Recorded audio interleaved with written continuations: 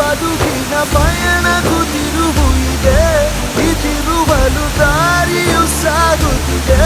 ಪ್ರೇಮರ ಆಟವೋ ಜೀವನ ಪಾಠವೋ ಸಂಚಾರಿಯಾಗುವೆ. ಈ ಬದುಕನ್ನು ಬರೆದವ ಯಾರು ದೊರೆ, ಈ ಕನಿಕರ ತೋರದೆ ಹೋದರೆ ನಿನ್ನಿಷ್ಟವೆಲ್ಲವೂ ಕಷ್ಟವೇ. ಆದರೆ ಹೇಗಿನ ಬಳಲಿ